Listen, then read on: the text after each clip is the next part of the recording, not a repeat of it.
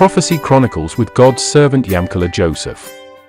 In this broadcast you will receive updates on prophecies which the Lord has spoken through his enabled servant. Because God is saying to me that there's about to become a political chaos that is going to take place in the nation of Ghana. Pray for the president of Ghana and pray that God help him in this season to keep the nation together. As the Lord says, this is a nation that is known by the world for peace. But before we know it, we shall begin to see a chaos in that nation of Ghana. This was Accra, Ghana, in the first week of July. Ghanaians are infuriated by the dwindling economy.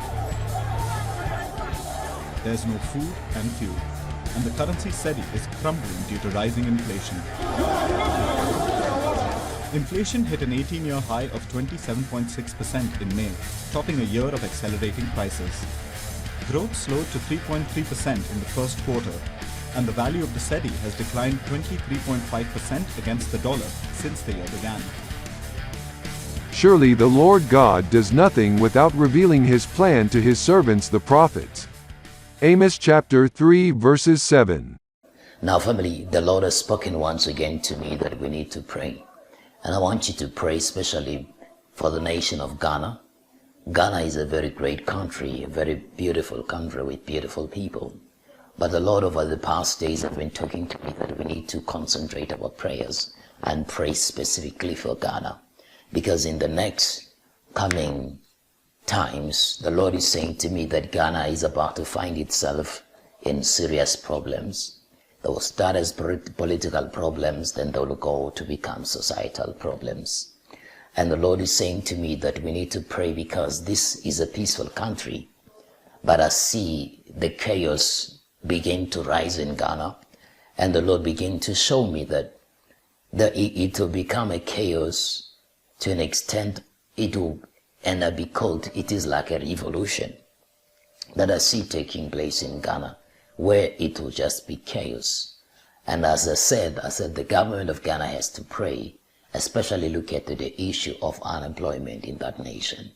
The Lord says to me that Ghana needs to be prayed for, especially because what is about to happen in the nation of Ghana will end up affecting the neighboring countries, especially Nigeria. So we need to pray even for the relationship for these countries not to be broken, because God is saying to me that there's about to become a political chaos that is going to take place in the nation of Ghana. Pray for the president of Ghana and pray that God help him in this season to keep the nation together. As the Lord says, this is a nation that is known by the world for peace. But before we know it, we shall begin to see a chaos in that nation of Ghana. Hundreds took to the streets of Ghana's capital Accra last week to protest over its deteriorating economy. Days later, the government of one of West Africa's most prosperous nations announced it would begin formal talks with the International Monetary Fund for support.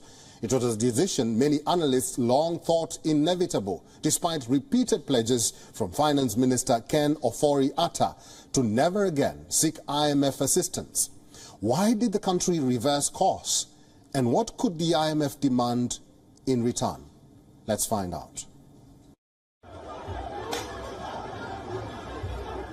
This was Accra, Ghana, in the first week of July. Ghanaians are infuriated by the dwindling economy. There's no food and fuel, and the currency cedi is crumbling due to rising inflation. Inflation hit an 18-year high of 27.6% in May, topping a year of accelerating prices. Growth slowed to 3.3% in the first quarter, and the value of the cedi has declined 23.5% against the dollar since the year began. The President Nana Akufo-Addo claims the contrary. He says the economy has begun to firm up and the cedi has systematically appreciated against the dollar. The pandemic, just like the rest of the world, has dented Ghana's growth. Finance Minister Ken Ofori-Atta told lawmakers last month that pandemic-related expenditure amounted to 18.19 billion cedis, or $2.26 billion, as of May 2022. The country received $1.23 billion in COVID-19 relief funding from the IMF and World Bank over that period.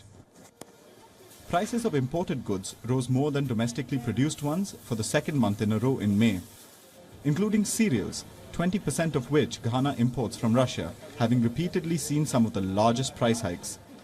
Petroleum prices have nearly doubled year on year.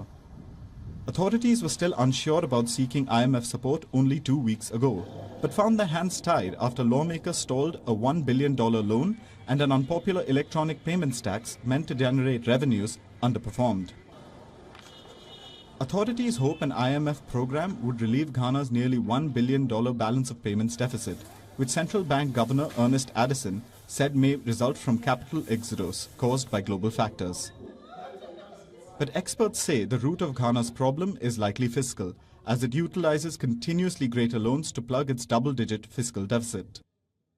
The Finance Ministry's plan for amortizing that debt rests squarely with the IMF, which said it would help the country regain access to international capital markets and roll over existing debt after recent credit rating downgrades cooled lender interest. Many have questioned the sustainability of that strategy. The Finance Ministry figures show that interest payments have been the government's largest annual expense since 2019 and were its second largest expense for 5 straight years prior to that. While Ghana's Eurobonds rallied on the news the government would seek IMF help, yields for all but the issue maturing this year remain above 10%, the level seen as cutting a country off from issuing new debt as it becomes too expensive. When Ghana last sought IMF assistance in 2015, it received $918 million through an extended credit facility arrangement, equal to 180% of its quota. This time, Ghana has proposed its own enhanced domestic program to the IMF, which would last a minimum of 3 years. It remains to be seen if Africa's darling of the economy will regain its lost glory. But there is a God in heaven who reveals mysteries, and he has made known to King Nebuchadnezzar what will happen in the latter days. Daniel 2 verses 28.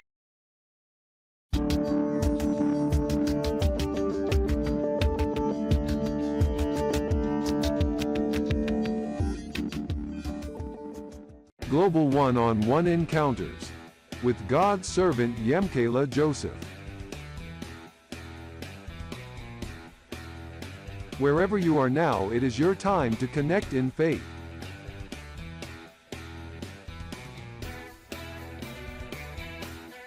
From the 28th of June to the 2nd of July 2022. Book now and be part of Destiny Encounters with a Prophet.